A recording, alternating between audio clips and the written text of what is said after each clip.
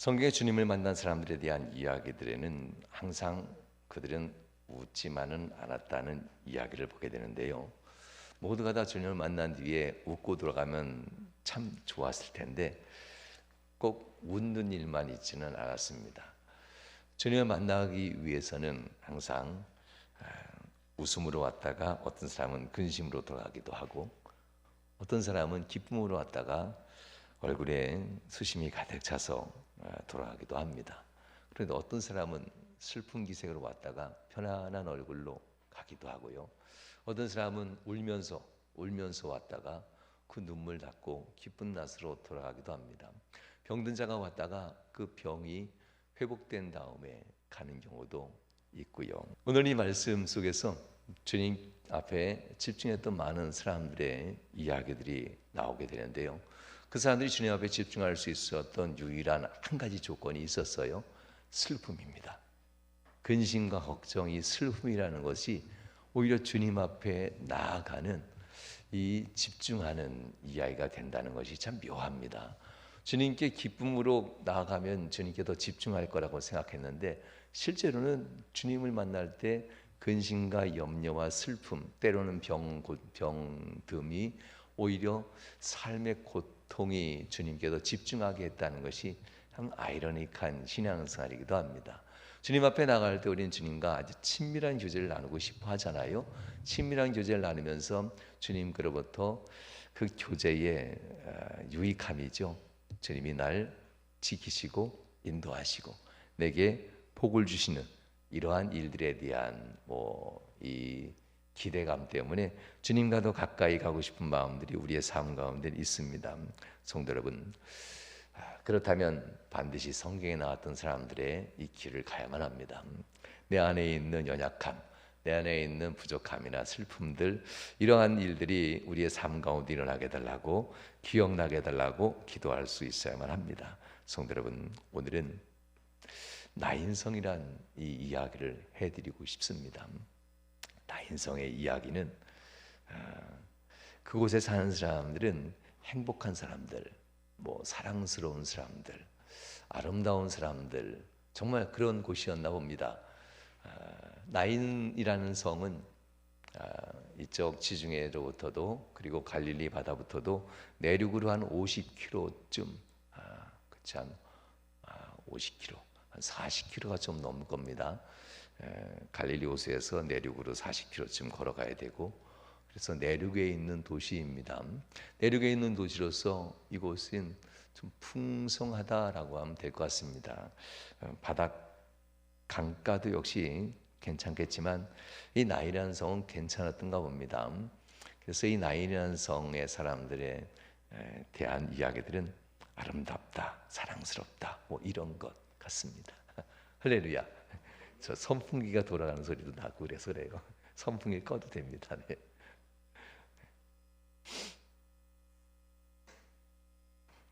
바꿔야 될 때가 됐는가 봅니다. 나 아파요, 힘들어요 그러는 거 보니까 그러네요. 네. 관심 좀 가져주시기 바랍니다. 그냥 나인이라는 사람들은 누가 보더라도 행복한 사람들, 사랑스러운 사람들. 나인이라는 이름 자체가 9이라는 숫자가 아니라 히브리어는 이런 뜻을 가지고 있습니다. 그래서 나인이라는 성의 사람들은 생각보다 행복한 삶을 사는 사람들이라고 표현하면 됩니다. 그러나 이곳에 어느 날 갑자기 행복하지 않은 일을 당한 사람이 있다는 겁니다. 이 행복에 대한 사람들의 기준이 무엇이었을까? 나인성에 있는 사람들은 지금 우리의 삶에 빗대어 봤을 때 우리와 비슷한 삶을 삽니다.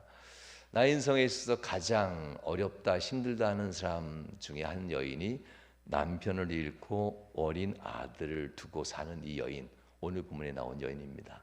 이 여인의 아들을 청년화했지만 소년과 같은 나이입니다. 아직 앳된 12살 넘어가는 이 나이의 아들입니다.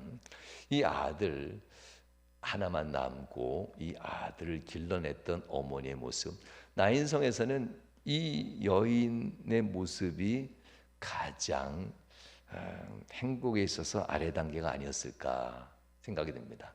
대부분의 많은 사람들이 함께 슬퍼해주고 함께 움직이는 거 보면 난성에 있는 사람들은 그나마 풍족한 삶을 살고 여유 있는 마음으로 사람들을 돌볼 수 있는 사람이었다라고도 해석할 수 있습니다. 그 중에서도 이 나인성에 있는 이 과부와 그의 외아들, 이러한 설정을 딱 보면은 우리가 봤을 때는 참 안 됐다, 불쌍하다 하지만 그렇진 않습니다. 남편을 잃고도 아들과 함께 살 만한 도시였으니까요. 남편을 잃고도 가난한 과부라고 표현하지 않습니다. 남편이 없어도 이 나인이라는 성에 있는 사람들이 함께 돌보면서 웬만큼 살 만큼 사는 여인, 이런 곳입니다. 성경에는 하나님이 특별히 관심을 가지고 내가 이런 자에게 잘해주면 복을 주겠다는 관심 대상자들이 있습니다. 주님께서는 이렇게 얘기합니다. 과부, 나그네, 집 없이 다니는 나그네들, 그리고 고아, 이 세 부류의 사람들은 성경에서 가난한 사람들, 반드시 도와줘야 될 사람들, 이런 사람들은 마치 천사를 만나듯이 그런 사람을 도와줘야 될 사람으로 압니다. 나인이라는 성에 있는 사람들은 다 있잖아요. 과부였고요, 남편도 죽고 홀로 외아들을 길러내는, 어린아이들을 길러내는 이런 상황이기 때문에 이 여인에게 통상적으로 먹을 것을 줍니다. 우리나라에게는 쌀을 줍니다. 쌀 가마니 주고 먹을 음식도 반찬도 지원해주고 온 마을 사람들이, 그리고 그 아들이 자라날 수 있는 모든 배경에 후견인까지 돼주고 돌봐줍니다.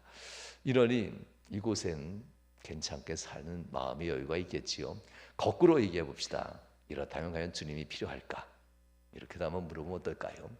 만약 나인이 아니라 다른 지역에서 이 여인이 과부가 되었고 이 여인이 어린 아들을 길러내는 상황이 된다면, 나인이란 성에서 풍족함으로 이 가족을 돌봐주지 않는 상황이 된다면, 이 아들이 천덕꾸러기처럼 주변에 있는 모든 어른들이 아버지처럼 대해주지 않고 마치 가난하고 비참한 집안의 아들처럼 대해버렸다면 이 여인은 어떻게 했을까?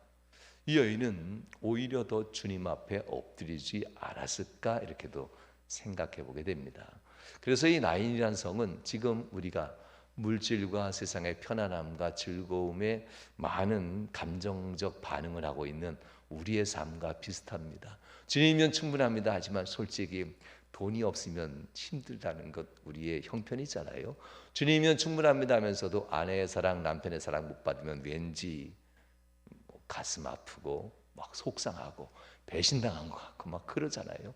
주님의 사랑이면 충분합니다 해놓고 부모로부터 사랑과 돌봄과 뭔가 받지 못하면 뭔가 이상한 것 같이, 슬픈 것 같이, 나는 참 어려운 것 같이, 요즘 시대가 다 이런 소유와 물질과 어떤 감정적 사랑, 만족에 우리가 너무나도 예민해져 있는 것은 아닌가. 나인이라는 성에 있는 사람들이 우리의 모습과 흡사합니다. 그들은 생각보다 부족하지 않습니다. 아름다운 사람들, 사랑스러운 사람들, 이런 이름으로 나인이라는 이름을 가졌으니 바깥에 보더라도 나인이라는 성사람은 정말 괜찮은 마을 사람들입니다. 그러나 주님이 보시기에는 한없이 불쌍한 사람입니다.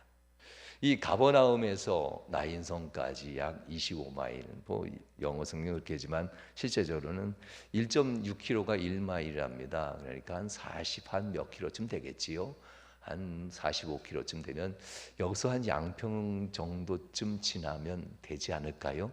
강을 건너 양평 저 끝자락쯤 되면은 한 45km쯤 되지 않을까 생각이 됩니다.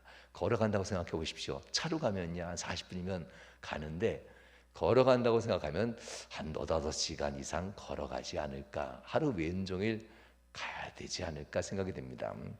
주님이 오늘 본문에 일어나기 전에 주님은 어디 계셨냐면요, 가버나움에 계셨어요. 이 45km쯤 여기서부터 저 양평 끝까지 가야 되는 이런 상황입니다. 이런 곳인데 가버나움에선 한 백부장의 사랑하는 종, 양자라고 표현하죠. 성경엔 종이라고 표현하는데요. 그럼에도 사랑하는 아들로 양자를 삼았다라고 하면서 백부장의 성품을 얘기해 주려고 백부장의 사랑하는 종이라고 표현했지만 실제로는 양자 백부장의 아들입니다. 백부장이 전쟁 중에 잡아온 포로 중에 한 사람을 자기의 아들로 삼고 양자로서 포로들을 따뜻하게 대해준 사람, 이런 따뜻한 성품을 사람을 얘기해 주기 위해서 성경은 이렇게 백부장의 종이라고 표현하지요. 바로 7장 1절에 나왔던 백부장의 이야기가 나옵니다. 가버나움에 있는 백부장의 사랑하는 아들을 고치는데 여기서는 죽어가는 아들을 고치는 이러한 모습이 나옵니다. 그리고 죽어가는 아들을 고침에 있어서 백부장의 믿음이 나와요. 백부장은 죽어가는 아들을 보면서 살려낼 수 없다는 걸 알아요. 그러나 이전부터 백부장은 위로 하나님을 두려워하고 사람들에게 관대한 마음을 가지고 포로라고조차도 노예나 종으로 삼지 아니하고 노예로 삼지 아니하고 자기의 아들로 삼고 아들과 같이 식구들처럼 그들을 대해주면서 그를 품었던 사람. 이유는 한 가지, 위로 하나님을 경외하고 하나님 앞에 무릎 꿇을 줄 아는 그 신앙 때문에 그렇게 사람들에게 따뜻한 마음을 가졌다는 겁니다. 성격이 좋아서가 아닙니다. 위로 하나님을 경외하고 하나님을 두려워하는 믿음을 가졌기 때문에 유대인들이 바로 그것을 증언해 주죠. 이 백부장이 위로 하나님을 숨기고 그 사랑으로 우리를 돌보는 사람입니다까지 하면서 유대인들이 증언까지 해주면서 예수님께 얘기하는 겁니다. 백부장의 사랑하는 이 양아들이 죽게 되었으니 예수님 좀 오셔서 고쳐주세요, 이런 얘기입니다. 그런데 백부장은 오시는 걸 내가 감당할 수 없습니다. 존귀하신 하나님께서, 예수님이 존귀하신 하나님이신데 당신이 내 집에 오는 것 난 도저히 감당할 수 없사오니 당신께서는 전능하시니 그곳에서 명령만 하시면, 말씀만 하시면 내 집에 있는 아들이 낫겠나이다, 이런 얘기를 했던 사람입니다. 이만한 믿음을 내가 본 적이 없다라고 합니다. 이 사건 이후에 그 일 후에라고 오늘 본문은 이렇게 시작하면서 오늘 본문이 이제 일어나는 겁니다. 11절 말씀에 바로 이렇게 나오지요. 그 후에 예수께서 하루 왼종일 걸으셔야 돼요. 얼마나 힘드셨을까. 보통 장례식은 저녁에 하지 않아요? 아침에 하잖아요. 이른 아침에 하니까 예수님은 아마 밤새 쉬지 않고 걸어오셨을 것이다 생각해요. 얼마나 피곤하셨을까. 우린 거라사의 광인에 대한 설교도 기억하시죠? 거기까지 가는데도 밤새, 솔직히 귀신 들려 소리치는 사람은 한밤중에 소리치는 것보다는 이른 새벽에 소리치는 경우가 참 많잖아요. 이른 아침에 만나는 걸 보더라도 거라사의 광인을 일부러 만나고 그를 귀신으로부터 자유함을 주려고 일부러 그 밤을 타서 그곳까지 걸어가셨던 주님입니다. 역시 나인성까지도 45km, 50km 되는 이 길을 이 밤을 타서 늦은 저녁부터 밤새 걸으셔서 이날 아침에 장례식 행렬을 가기 직전까지 도착하는 장면, 할렐루야. 사랑스럽다는 건 나인성이라고 나인에 붙이는 것이 아니라 누구 뒤에 붙여야 될까요? 정말 예수님께 붙여야 될 것 같아요. 정말 사랑할 수밖에 없는 분, 정말 아름다울 수밖에 없는 분. 세상 사람들이 나한테 잦으니까 당신은 사랑스러운 사람입니다, 그렇게 하면 안 될 것 같아요. 어느 곳에 계시든 나를 아시고 나의 부족함을 아시고 나의 연약함을 아시고 밤을 지새우면서까지 걸어오시는 예수님, 우연히 간 건 아닙니다. 그 후에 예수께서 나인이라는 성으로 가실새 우연은 아니에요. 이 나인이라는 성에 한 여인의 아들이 죽어가고 있는 것을 알고 있었어요. 죽어가는 것을 알고 있고 그 아들이 죽음 가운데서도 마치 백부장처럼 내게 달려나와 간구했더라면 50km, 100km, 수백 킬로 떨어져도 내가 말만 하면 고칠 수 있고 치료할 수 있는데 아무도 내게 나오지 않으니 백부장의 아들을 고치는 그날 오후에 주님께서는 이 땅에서 이만한 믿음을 내가 보고 싶지만 보지를 못했다. 이방인에게서 이 모습을 보니 내가 참 답답하다 하면서 주님이 전날 하셨던 이야기이기도 합니다.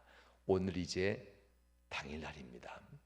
성도 여러분, 사람들은 다 본인의 인생의 만족, 행복, 본인의 인생의 안정을 추구합니다. 나인이라는 성의 사람들은 서로 돌보고 사랑하고 서로 덕을 쌓아서 서로에 대한 안전이라고 하는 이 구축을 되어 있는 도시입니다. 이 나인이라는 성에서 그 틈에서 살다 보니 이 과부란 여인도 남편이 잃고 홀로 됐지만 성에 있는 사람이 자기를 돌봐주고 함께하는 이 일들 속에 안정적인 삶을 살 수 있었습니다. 그리고 그 안에서 가장 큰 소망, 남편은 없지만 솔직히 살다 보면 여러분들 남편보다 누가 진짜 소망이에요? 다들 우리 아들, 딸들이 진짜 아유 참 남편보다 낫다 뭐 이런 경우 나중에 얘기하시더라고요. 실제로 낫습니다. 왜냐하면 남편은 피가 안 섞였어요. 아들, 딸들은 피가 섞였기 때문에 우리 남편들 솔직히 아내가 아들, 딸들 더 사랑하는 거에 대해서 당연히 이거 뭐 이걸 가지고 샘내면 안 돼요. 질투는 할 수 있겠죠. 저도 솔직히 질투가 나요. 그러나 뭐 질투할 수 있겠어요? 나하고는 피 섞인 게 하나도 없는데 아들, 딸들은 엄마와 피가 섞였는데 뭐 그런 것 같습니다. 그래서 이 나인성의 과부, 이 여인은 홀로 된 여인은 아들을 정말 사랑했어요. 그 어린 아이들을 길러내고 마을 사람의 돌봄 가운데 길러낸 아들이 장성해 갑니다. 만 12살이 지나면서 성인식 어른이야. 너도 이제 어디 가서 라비와 함께 대화 나눌 수 있고 어디 가면 내 의견도 내놓을 수 있는 이제 성인이 됐어 하면서 와, 내 아들이 이 나인성의 회당에 가서도 이제 어엿한 모습으로 얘기할 때 보기에는 어려 보이지만 이제 많은 사람이 너 이제 어른이다. 네 주장도 한번 해봐라. 이런 모습을 보고 발표할 때 이 엄마가 얼마나 좋았을까. 아빠 없이 자라서 애가 연약할 줄 알았는데 당당한 모습으로 마을 어른들과 남자들과 함께 모여서 대화하는 모습 들으면서 참 행복했을 것이다 라고 생각할 수 있습니다. 나인성의 이 여인은 아들이 소망입니다. 아들이 움직이는 걸 보고 만족했고 아들의 삶을 보면서 내 삶의 꿈을 거기다 다 실었습니다. 그리고 이것이 가장 행복할 줄 알았습니다. 성도 여러분, 어떻게 됐어요? 세상 가운데 주님 없이 소망을 갖고 주님을 제외한 삶의 행복과 기대는 반드시 그 종착점은 무엇이라는 걸 가르치는 거냐면요, 무덤. 그것이 너의 무덤이 된다는 겁니다. 주님 없이 주님을 의지하지 않고 주님 바라보지 않고 가는 모든 것의 끝은 무덤이야. 그 무덤에 너의 재물도 묻힐 것이고 그 무덤에 너의 사랑하는 그가 묻힐 것이고 그 무덤에 너의 소망과 꿈도 묻힐 것이고 그 무덤에 네가 그토록 좋아했던 것 거기에 다 묻히게 될 거야. 다 없어져. 이런 얘기가 오늘 본문에 나오는 진짜 이야기입니다. 성도 여러분, 이 나인이라는 성에 있는 이 사람들, 주님 없는 이들은 한 명 한 명 이 무덤을 경험합니다. 그런데도 그들은 실제로 무덤을 경험해도 우린 뭐 3일, 4일, 5일, 6일 뭐 일주일쯤 지나면은 일상으로 돌아오는 경우가 참 많죠. 특히 본인 가족이 아닌 경우는 친족이나 일가지 좀 먼 친척이나 주변 친구들은 금방 일상으로 돌아가요. 아유, 우리 인생 죽음 앞에서는 다 허무한 거구나. 장례식 3일 동안에만 생각하지 돌이키고 나면요, 언제 그랬냐는 듯이 다시 물질도 중요하고 삶의 감정적 쾌락도 중요하고 내가 소망했던 건 여전히 그 붙잡으려고 하고 내가 붙잡으려 했던 모든 것 여전히 아쉬워하는 이 모습으로 또 돌아옵니다. 나인성에 있는 사람들도 주님 앞에 마음을 바로 세우는 데는 항상 기회는 있었습니다. 그런데 함께 살아가는 이 나인이라는 성의 사회가 그런 사회예요. 자녀가 소망이 되고 물질이 삶의 안정이 되고 친구들이 삶의 기쁨이 돼주고 이웃이 내 삶에 항상 보호가 돼주고, 아니 주님이 틈을 비집고 들어갈 데가 없어요.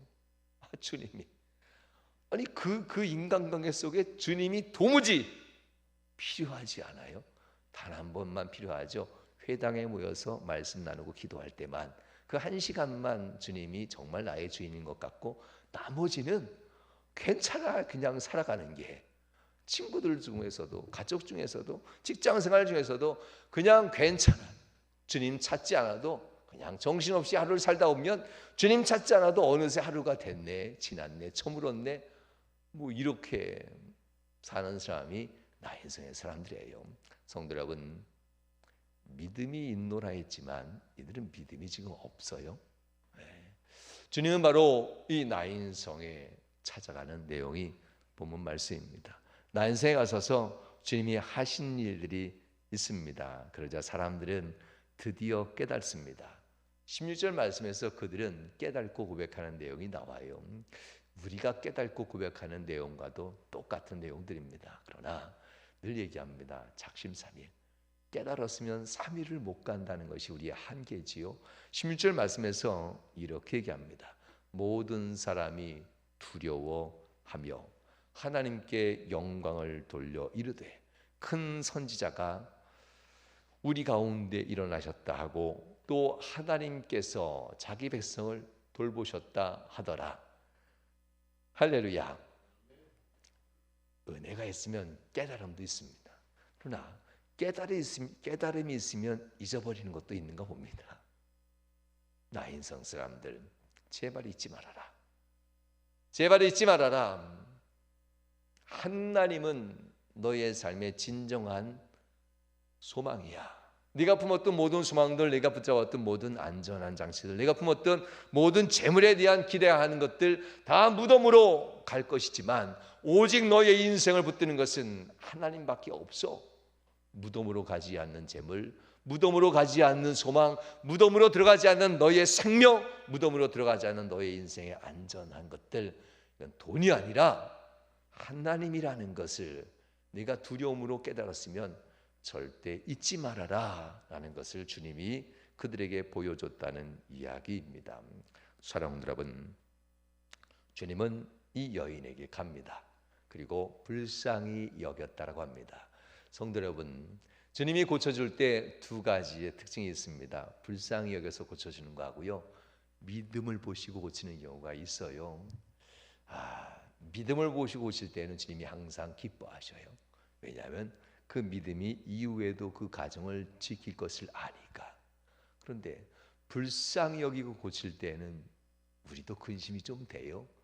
왜냐하면 여러분들 종종 착한 사람들, 마음이 따뜻한 사람들, 뭐 오지랖이라고도 세상은 표현한대요. 이런 사람은 누가 좀 어려운 일 당하면 막 가서 도와줘요.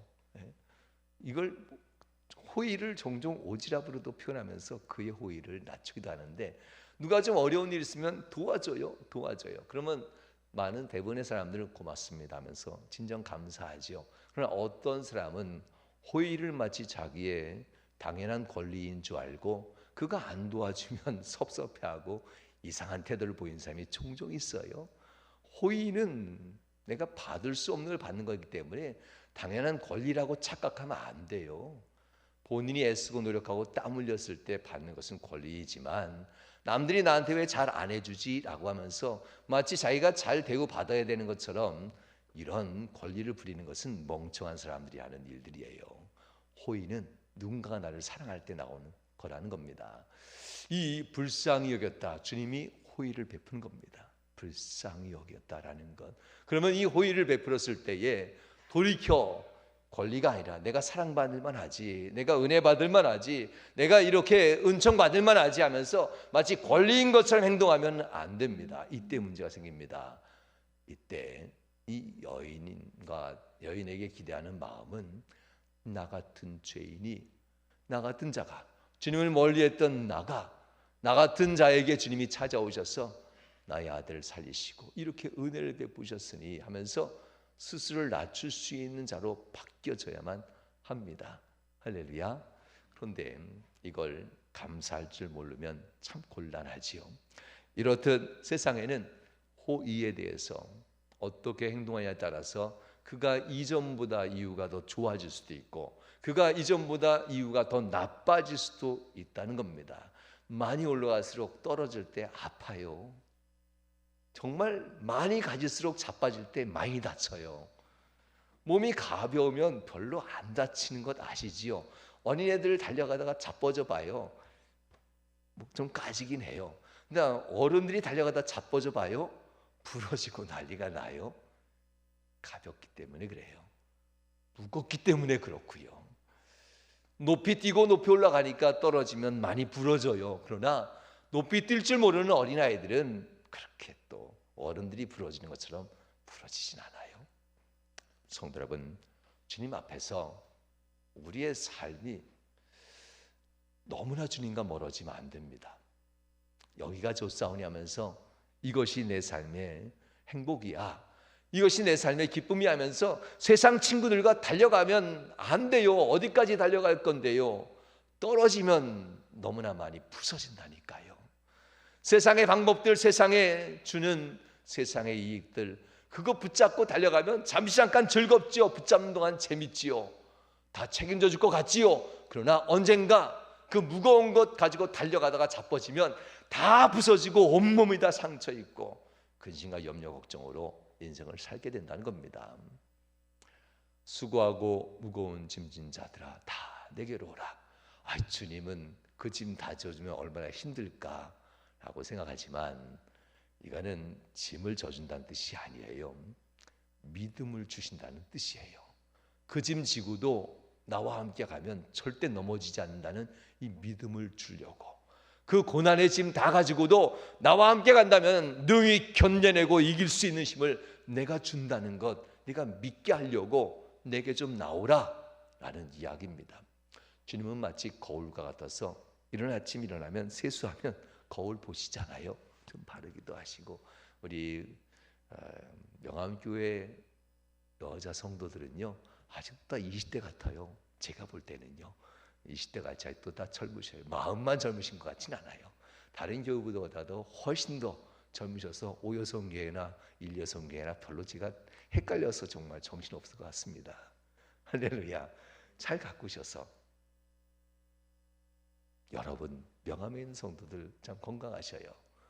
인생을 잘 가꾸셔서 여러분의 영혼도 그렇게 건강하게 잘 가꾸실 수 있길 주님으로 축원합니다. 아침마다 가꾸듯이 영혼을 가꿔봐요. 그래서 하나님, 이웃 주신 하나님 감사합니다. 사업 파트너 주신 하나님께 감사합니다. 좋은 친구 주신 하나님께 감사합니다. 그 친구에 폭 빠지거나 그 사업에 폭 빠지거나 그 이웃에게 폭 빠져서 예배도 좋지만 이웃과 함께 식사하고 어디 가는 게 더 좋으면 안 돼. 그 주신 하나님을 좋아하셔야죠. 그걸 주신 하나님, 그 사업을 주신 하나님을 좋아하셔야지 사업의 일에 푹 빠져가지고 빨리 예배 마치고 가서 일해야지, 빨리 예배 마치고 가서 거기 가서 있어야. 아니 그러면 하나님 어떻게 하셔야 돼? 자기를 관리하듯 이 아름다운 나인 성을 주신 하나님께 감사, 이 아름다운 이웃을 주신 하나님께 감사, 이 좋은 기업을 주신 하나님께 감사, 이 좋은 사업의 파트너를 주신 하나님께 감사, 나의 동료들을 주신 하나님께 감사. 하나님께 그 마음을 가꾸고 영혼을 가꾸시면 지금의 짐이 100개라고 해도 앞으로 짐이 1000개가 될지 할지라도, 아니 10,000개라도 하나님이 그와 함께 한다는데 뭐가 힘들겠어요? 할렐루야. 그러니 첫 믿음의 뜨거움이 주님 만날 마지막 믿음의 뜨거움까지 똑같이 갈 수 있길 주님으로 축원합니다. 이제 주님이 이 여인 앞에 길을 막아요. 아마 밤새 달려왔으니 여러분들 지금은 철야 기도가 뭐 없잖아요. 예전에 뭐 2시, 3시 뭐 어떤 데는 토요일 새벽 예배를 다 철야 기도를 마치는 때도 진짜 있었어요. 지금 행복한 시절 사는 줄 아셔요. 저 청년 때는 토요일 새벽 예배까지 딱 하고 철야 기도 마치면은 눈이 쑥 들어가가지고 밤새 뭐 이렇게 간식 먹으면서 뭐 커피 타임도 하기도 하지만 청년 때는 정말 그렇게 하기도 했어요. 그래야 되는 줄 알았어요. 새벽 예배가 그냥 토요일까지 있으니까. 그러면 눈이 쑥 들어가가지고 간단 말입니다. 주님이 지금 그 모양으로 오신 거예요. 밤새 이 여인 만나야 되는데, 이 장래 행렬 만나야 되는데 뭐 주님이 그렇게 달려오셨으니 제자들 12제자들과 함께 막 달려왔으니 얼마나 그 나란 먼지바람이 많은지 아마 발가락 사이사이에 꼬질꼬질 하셨을 거예요.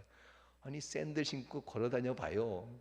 땀은 흐르지 먼지는 묻지 꼬질꼬질하고 얼굴은 빛깔 다 사라지시죠. 그러니 그 모습을 가지고 오셨으니 머리카락은 그냥 새벽 이슬에 다 굳어지고 막 뒤틀리고, 아이고 그 긴 머리 날리시고 오셨으니 얼마나 행색이 그러셨을까. 그런 주님이 막았습니다. 나인이라는 성 사람들 서울 사람 같은 사람이에요. 서로 졸보고 잘 살고 편안한 사람들.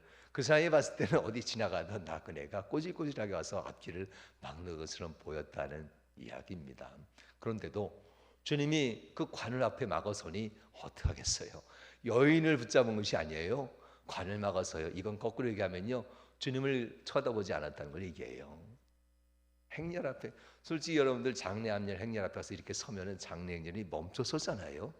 사람 잡으면 그냥 지나가지만 그 주님이 그런 대우를 받고 있는 겁니다.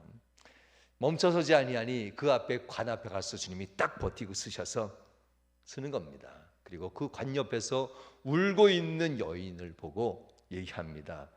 울지 말라. 명령어로 써져 있어요.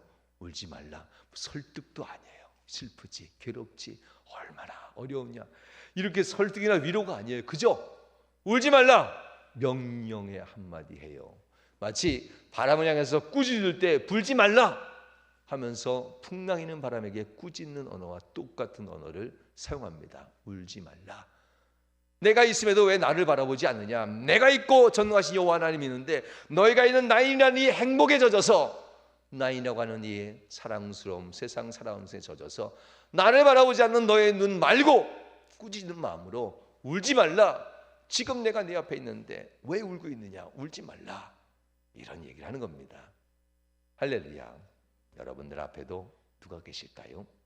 주님이 계십니다. 우린 그래도 명함에 있는 성도들 가만히 보니까 꾸지람 받는 분은 한 분도 안 계신 것 같아요. 힘들지? 내가 도와줄게. 왜냐하면 믿음으로 나오기 때문에. 믿음으로 나오기 때문에 이만한 믿음을 내가 본 적이 없느냐면서 참 따뜻하게 삶을 회복해 주시는 우리 명함의 성도가 된 줄 압니다. 그러나 이 여인과 같은 삶을 사람은 꾸지람을 받아요. 일단은 야, 내가 있는데 내가 좀 얼굴이 좀 그렇지, 행색이 내가 좀 손이 발이 좀 그렇지. 그러나 이것보다 더 중요한 것은 네 아들을 살리는 일이 아니겠느냐. 뭘 격식을 따져, 뭘 그런 걸 따져. 진짜 중요한 것은 네 아들을 살려내는 것이 아니겠느냐 하면서 주님이 이 장례 행렬을 멈추면서 울지 말라라고 얘기하고 곧바로 장례 행렬 앞에 가서 청년을 들 것으로 들고 나가는 그 마을 사람들 앞에서 청년아 일어나라. 청년에게 일어난 것을 명령합니다. 그리고 나서 청년이 일어나죠. 무슨 얘기를 나눴대요? 난 너무 궁금해요. 다른 데 보면 얘기를 나눴다는 얘기가 없는데요. 다른 사람을 고치거나 살릴 때는. 그런데 이 청년과는 주님이 대화를 나눴다 그래요. 보통 사람이 죽으면 3일장을 해요. 이스라엘도 우리하고 똑같아요. 그러니 주님은 이미 3일 전부터 이 청년의 영혼과 대화를 나누지 않았을까? 야, 너 3일만 참어. 무슨 대화를 나누는지 너무 궁금해요. 그런데 대화를 나눴는데 비밀이야. 오늘 본문에 보면 내가 너에게 영광을 보여줄 거야.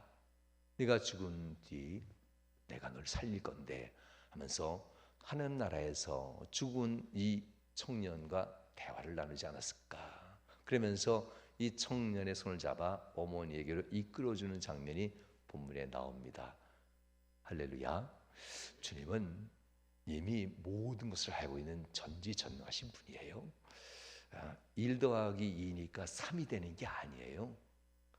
세상은 내가 뭘 일을 시작했으니까 이 일에 대해서 하나님이 인정해 주셨으니까 이 일에 대한 결과도 주신다라고 우리는 착각하는데요. 뭐 일이 있으니까 일에 대한 결과가 있는 그런 하나님이 아니에요. 이미 이것도 있고 이것도 있고 저것도 있는데 하나님이 작정하시면 이것도 줄 수 있고 저것도 줄 수 있고 저것도 줄 수 있는 거예요. 그러니 1 더하기 2는 3이 아니라 하나님은 다른 것도 주실 수 있는 작정하는 분이에요. 전능하신 분이라는 겁니다. 마치 인간관계가 있는 것처럼 내가 뭘 하고 있으니까 뭘 주실 거야. 하나님은 그런 분 아니라는 겁니다. 그렇게 기도하면 안 됩니다. 하나님이 이미 전지전능하신 분이에요. 죽은 지 사흘이나 3일이나 지난 이 아들을 살려낼 때도 그 아들과 이미 어떤 대화가 있었는지 모르겠지만 그 아들에 대한 삶에 대해서 이미 오래전부터 작정하시고 내가 살려내리라. 이미 죽기 이전에도 주님은 그 마음에 작정을 할 수 있는 전능하신 분이라는 겁니다. 사랑하는 성도 여러분, 우리의 삶 가운데 이런 문제가 찾아올 때 인생을 돌아보는 것도 중요하지만 하나님은 내게 무엇을 작정하셨을까 돌아보셔야만 합니다. 이 청년을 이미 죽기 전부터 살려낼 작정, 죽지도 않았는데 살려낼 작정을 하시는 분이 어디 있어요? 여러분들의 사업과 직장, 모든 기업들 일어나기 전부터 하나님은 무너뜨릴 작정도 할 수 있어요. 일어나기 전부터 부하게 할 작정도 하나님은 할 수도 있고요. 일어나기 전부터 하나님은 부하게 했다가 무너뜨릴 수도 있고, 무너뜨렸다가 일으킬 수 있는 이런 모든 작정들은 여러분들이 열심으로 하는 것이 아니라 하나님이 이미 오래전부터 마음에 작정할 수 있다는 것을 명심하셔야만 합니다. 그러므로 우리가 너무나 푹 빠지지 마십시다. 친구에게 빠지거나 사업하는 일에 빠지고 돈의 쾌락에 빠지고 세상의 쾌락에 빠지는 일에서 너무 빠지지 마십시다. 아까 중반부에 얘기했듯이 꼭 기억하십시오. 주님이 내게 좋은 이웃 주신 주님 감사합니다.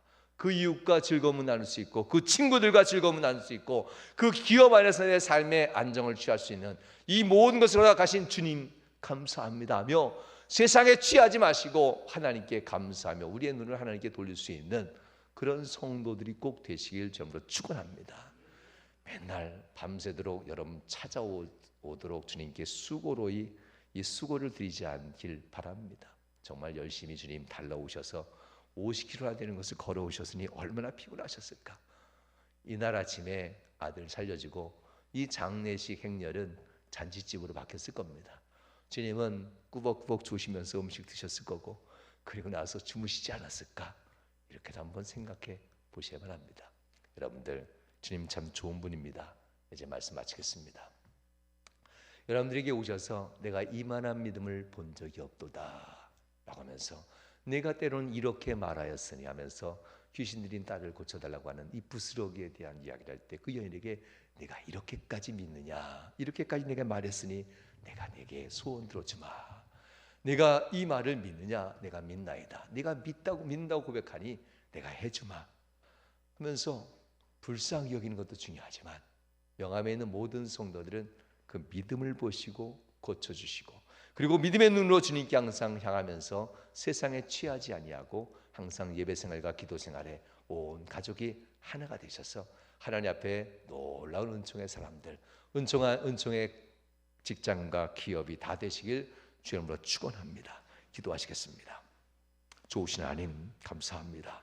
귀한 말씀을 통해서 함께 은혜 받고자 하였습니다. 하나님, 나의 인성을 올라가는 이 언덕 위에서 주님은 나의 인성에 소망 잃은 이들을 바라보며 주님 얘기합니다. 불쌍히 여깁니다. 그들의 진정한 소망은 이웃이나 세상 사람이나 재물이나 세상의 기회가 아니라 나 예수 그리스도가 진정한 그들의 소망인데 불쌍히 여기며 그들을 맞이하는 이 장면들을 우리가 다시 한번 생각합니다. 성도들에게 은혜도 하시고 복을 더해 주옵소서. 주께서 인도하심 간절히 바랍니다. 역사하심 바라며 예수님 거룩한 이름으로 기도하옵나이다. 아멘. 이 시간 1분간만 기도하십시다. 이 하나님의 소망의 이 언덕에서 주님이 바라오면서 내가 너의 소망이야, 내가 너의 진정한 소망이고 팀의 능력이 하며 내게 말씀하신 주의 음성 들으며 주님 앞에 나가길 소망하는 마음으로 이 시간 주여 삼창하시며 합심하여 기도하겠습니다.